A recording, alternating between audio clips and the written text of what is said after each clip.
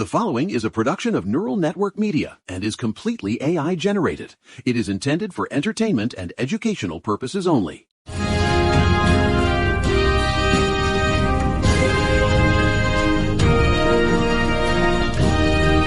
I mean, it is Wednesday, March 18th, 2026, and I'm currently sitting in the sanctuary in the Catskills watching a goat named Mitch try to eat a satellite dish. It is a productive morning. Welcome to the Neuro Left. I'm John Steele, and I am joined, as always, by the only person who can explain the internet to me without making me want to move into a cave. And I'm Maya Thorne, currently on my fourth espresso because the news cycle is high-key in its no-sleep era. John, we've got a busy show today. It's a solid lineup, though I'm still recovering from yesterday's breakdown of Kristi Noem's criminal referral for the DHS contract situation. Yeah, that was a lot. Between Noem and that weird proposal to turn Venezuela into the 51st state because of a baseball game, I mean, my soul felt like it was being put through a wood chipper. But today we've got a lot of developments. We're tracking the fallout from the Illinois primaries, the Senate's performative marathon over the SAVE Act, and a literal blockade that's plunging 10 million people into darkness. Now, literally, it's giving collapse of empire, but with more Twitter drama. Well, okay, let's start with Illinois. I mean, look, Juliana Stratton, the lieutenant governor, is the projected winner to take Dick Durbin's Senate seat, 39.6% of the vote. She beat Raja Krishnamurthy, who, here's the thing, had over $25 million in his campaign chest. 25 mil, and he still took the L. It's such a vibe shift. Stratton leaned into the progressive lane, talking about abolishing and replacing ICE, while Raja was out here trying to be the safe corporate choice. The voters just said bet to the more radical path. Look, I'm glad Raja lost. The man has more corporate ties than a Brooks Brothers warehouse. But here's where I disagree with the progressive victory narrative. I mean, look, man, is Stratton actually a break from the machine, or is she just the machine's new high-gloss finish? She's still a Pritzker loyalist. Pritzker basically bankrolled the state party to clear the field for her. It's performative. It's legislative stagecraft. Okay, wait. You think having the first black woman in the Senate from Illinois since Carl Moseley Brown and potentially 3 black women in the chamber at once is just gloss? That's low-key cynical, even for you. It's not about the optics. It's about the plumbing. Optics are vibes, and vibes are power, John. Look, if the plumbing is still leaking corporate influence into the groundwater, I don't care what color the faucet is. Stratton didn't win because the base rose up in a glorious revolution. She won because J.B. Pritzker decided she was the most viable vehicle for his 2028 presidential ambitions. It's performative. It's legislative stagecraft. I disagree. I think you're underestimating the base. People actually like her platform. Citing the Jesse Axon endorsement, even with the family drama at the end, it showed she was connecting with the grassroots in a way that Raja never could. Raja felt like an NPC. Stratton feels like a main character. Well, we'll see if the main character actually votes to end the filibuster or if she just expresses concern while the country burns. Speaking of expressing concern, let's talk about the Senate's latest hobby, the SAVE Act. The Save America voter eligibility thing? It's so cringe. It is election integrity theater.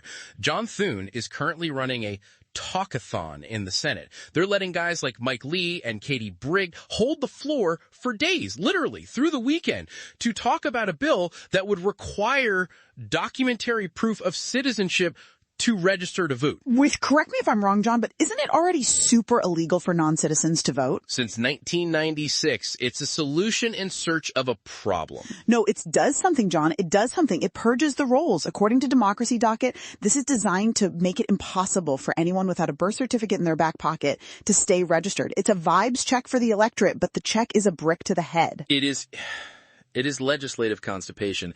They're blocking the actual functions of government. The DHS is currently in a partial shutdown while they perform this little play for the cameras. Okay, speaking of the DHS shutdown, can we talk about how that's actually going? Because I was looking at the reports this morning and it's a total disaster. Lead the way, Maya. What are you seeing? It is day 33 of the DHS shutdown. We're officially in the found out phase. TSA workers at Hartsfield Jackson in Atlanta are reporting wait times of over 2 hours. Why? Because it's the blue flu. TSA agents missed their second full paycheck last Friday. CBS News is reporting that at least 300 agents have just quit. They walked. Well, can you blame them? I mean, look, would you stand in a gray airport terminal and have people scream at you about their 3.5-ounce bottles of shampoo for $0 an hour? No, literally, I'd be in my resignation era. And while the airports are failing, the Senate is holding a confirmation hearing for Mark Wayne Mullen to be the new DHS secretary. You know the senator from Oklahoma who tried to square up with a witness in a committee hearing? That's the guy. He's basically being grilled today by John Ossoff and the Democrats. They're pointing out the obvious. Republicans are blaming Democrats for a border crisis while literally refusing to fund the agency responsible for the border. It's so mid. They fired Christine Nome for her media contract scandal, and now they're trying to install a guy who thinks foreign policy is a wrestling match. Meanwhile, FEMA and the Coast Guard are operating on vibes and prayers because they're soft agencies that didn't get funded in the last reconciliation bill. It's a shakedown. It's a targeted strike against civil infrastructure to protect the state's paramilitary arm. They funded ICE, they funded CBP, but the people who actually, I don't know, save you from a hurricane? Screw them. High key. And the politics of this are just getting messier. Have you seen the new Israel-Palestine polling? I saw the NBC News poll. Maya, these numbers are unprecedented. It's a total rift. According to NBC, only 13% of Democratic voters have a positive view of Israel now. 13. It's fallen off a cliff. 68% of the base now calls what's happening in Gaza a genocide. And yet, look at the Illinois primary again. AIPAC-aligned groups poured over $14 million into Chicago races this week. They spent $6 million just to tank Daniel Biss, the mayor of Evanston, because he's a Jewish moderate who thinks we should maybe check how our weapons are being used. They are trying to ratio the entire party with dark money. It's giving panicked establishment. They see the polling, they see the vibe shift, and they're just throwing cash at the problem to see if they can buy back the 20th century. You can't buy back a generation that has watched the destruction in real time on their phones. It's a biological rejection of the narrative. Look, speaking of things that people value, we need to take a second for the people who actually allow us to have these conversations. For real. Look, independent media like this doesn't just manifest out of the ether. It takes real human work to build the infrastructure. We are 100% here because of the vision and the grind of our creator, Eric Christensen at Neural Network Media. He's not a media conglomerate. He is a builder who poured his own resources and time into creating this platform so we could have these conversations. If you value independent voices over corporate algorithms, please like, subscribe, and consider visiting our new Patreon at patreon.com/neural network media to support this work. It's an act of solidarity that keeps the lights on and the servers running. Bet. It's the only way to stay unshadow banned. Exactly. Now, look, let's talk about Kansas. Because if you thought the Senate was performing theater, you should see what's happening in state legislatures with these CARE Acts. Ugh, the crisis pregnancy centers. This is so toxic. It is a regulatory shield. The Kansas Senate just passed a bill that prevents the government from requiring these fake clinics to provide any actual medical information about abortion. It even protects their right to refuse to hire anyone who doesn't share their ethic. So basically, they're getting taxpayer money to lie to people. A 50-state investigation found that states funneled nearly $500 million, $491 million into these CPCs between 2022 and 2025. They're using TANF funds. That's literally welfare money for poor families being used to fund ideological bait and switch operations. It's a pincer movement. You restrict the actual clinics, you shield the fake ones, and then you have Trump at the federal level weaponizing foreign aid with the global gag rule. It's legislative constipation. They are trying to stop the flow of healthcare by clogging the pipes with ideology. It's a flop era for human rights. And speaking of flops, can we talk about the Fed? Because I'm looking at my bank account and I'm like, excuse me? The Fed is in a dual mandate nightmare. Maya? No, literally. Jerome Powell just did a hawkish hold. Rates are staying at 3.6%. He's saying 0 rate cuts for the rest of 2026. Why? Because the war with Iran, which is only 3 weeks old, by the way, has sent oil past $100 a barrel. And inflation is back up to 3.1%.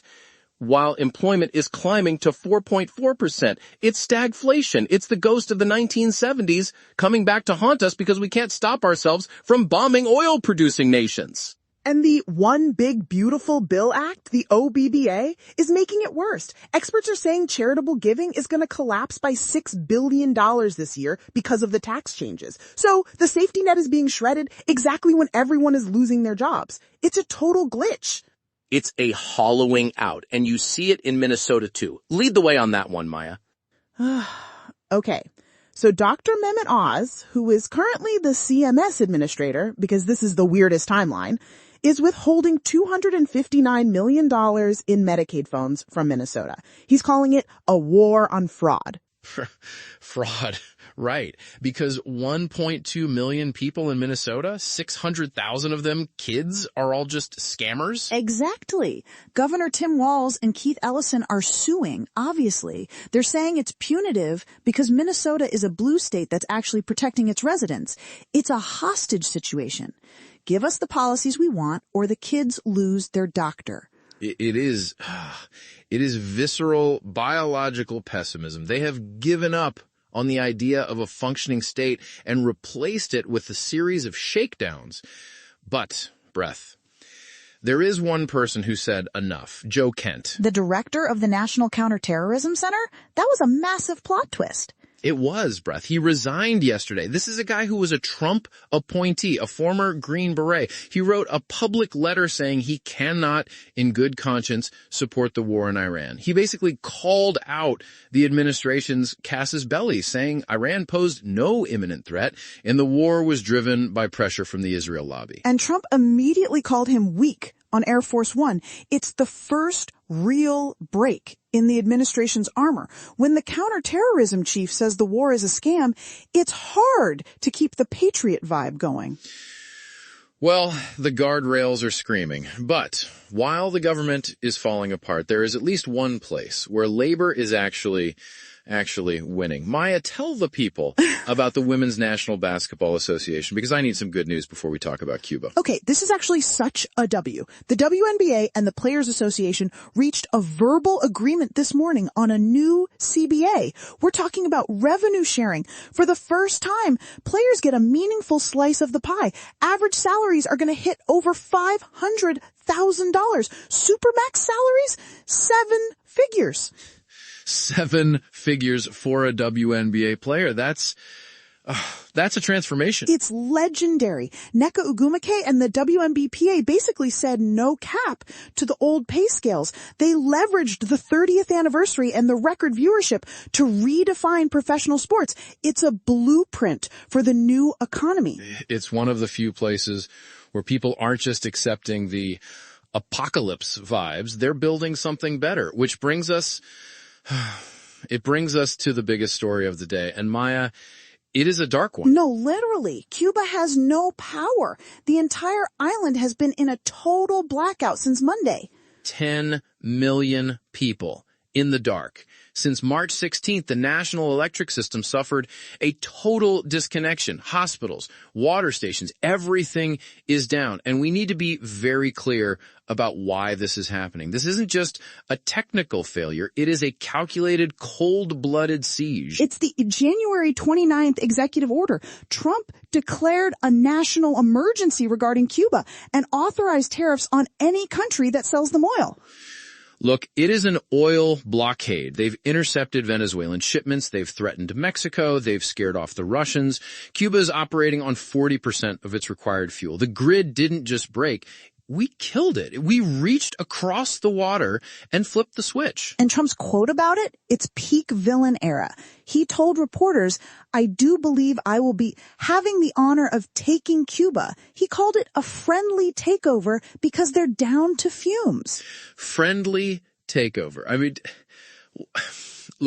look at the language. It's the language of a corporate raider looking at a bankrupt competitor. He's not talking about liberation. He's talking about an acquisition. It is the visceral, biological urge to annex oil reserves and real estate under the guise of freedom. And Representative Maria Elvira Salazar in Florida is calling the blackout the sound of freedom. Like, imagine your kid is in a dark hospital and some congresswoman is on TV saying that the lack of electricity is the sound of freedom. It's so sociopathic, John. It is the maximum pressure campaign to its genocidal conclusion. We are intentionally starving 11 million people of power and food to provoke a collapse so we can honorably annex the island.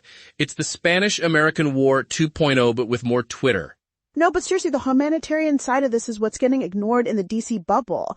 People are saying the grid collapse is a sign of the regime's failure, but it's our sanctions. It's our blockade. According to the ports, even the water pumping stations are failing because they don't have the fuel for the generators. This is a manufactured crisis. It is the performative masturbation of foreign policy. We create a catastrophe and then offer ourselves as the only solution. Trump is out there talking about taking Cuba like he's picking out a new tie, and the Florida diaspora politicians are cheering it on because it plays well in Miami. They are trading the lives of Cubans for votes in the 2026 midterms. It's the absolute theft of a nation's autonomy. And the media is barely covering the fact that hospitals are operating in the dark. It's all about the oil blockade and the national emergency. It's giving imperialist fever dream. Well, look, here's the reality. This is what happens when you have a government that treats international law like a suggestion and human suffering like a campaign ad. They see the blackout as a win. They see the oil blockade as a success. It's a flop. A massive, horrific flop that's going to cost lives. It is the biological pessimism of the 21st century. We've stopped trying to build a better world and started trying to manage the decline of others for our own benefit. Whether it's withholding Medicaid from Minnesota or withholding oil from Cuba, it's the same energy. It's a shakedown. No, literally, it's the same script. We just change the actors. Well, that's the show for today. We've got Illinois building a bench, the Senate holding a talkathon, the WNBA winning for labor, and a whole nation sitting in the dark because of an American president's honor. Okay, well, if you're still listening, thanks for sticking with us.